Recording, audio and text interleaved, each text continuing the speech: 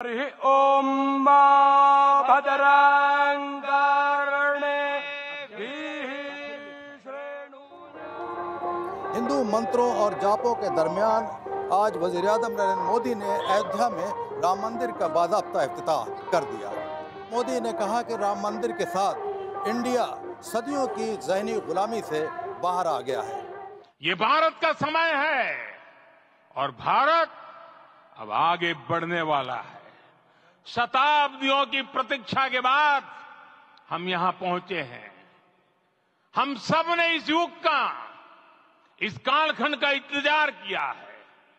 अब हम रुकेंगे नहीं, हम विकास की ऊंचाई पर जाकर ही रहेंगे।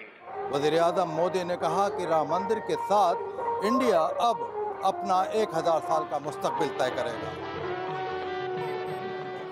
राम मंदिर बीजेपी की हिंदुत्व की सियासत का सेंट्रल पहलू था। इसके जरिए वज़ीर-ए-आज़म नरेंद्र मोदी ने अवाम को ये पैगाम दिया है कि ये हिंदू रिसर्जेंस या हिंदुओं के उठने और बालादस्ती की अलामत है।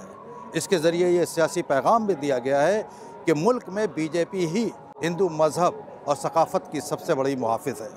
4 बरस कबल जब सुप्रीम कोर्ट ने राम मंदिर के हक़ में फ़ैसला दिया था तो उसने अयोध्या में ही मस्जिद के लिए भी 5 एकड़ ज़मीन देने का हुक्म दिया था। ये ज़मीन यहाँ से 25 किलोमीटर दूर अलॉट की गई है।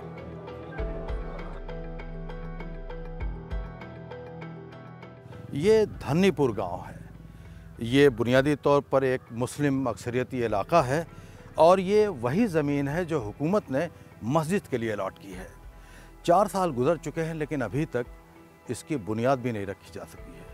यहाँ के जो मुकामी मुसलमान हैं वो इब्तदाई तौर पर तो बहुत खुश थे, लेकिन अब उनके क्या तासुरात। 4 साल हो गया, कुछ नहीं हुआ।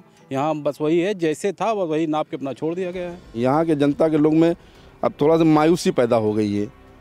अब यहाँ ऐसा लग रहा है कि खाली एक कागज़ पे दे दिया गया ज़मीन, इस पे काम हो या ना हो।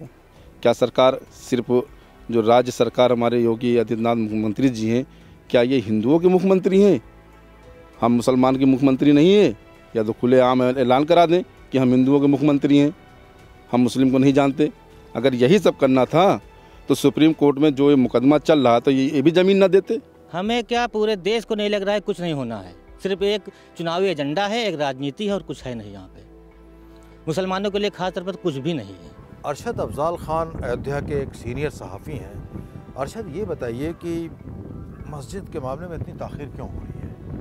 कड़े लफ्ज़ों में कहने की नाअहली है ये ट्रस्ट को और सुन्नी सेंट्रल वक्फ बोर्ड को और सुन्नी सेंट्रल वक्फ बोर्ड के जो रहनुमा लोग हैं उनको इन 4 सालों में जी तोड़ मेहनत करनी चाहिए थी कि मेहनत ऐसी करते कि सारे आवाम को कनेक्ट कर देते और कनेक्शन के बाद फंड आने लगता। मगर अफसोस कि ऐसा कुछ हो न सका और आज माहौल ज्यों का त्यों है और कुछ लगता भी नहीं कि कुछ होगा।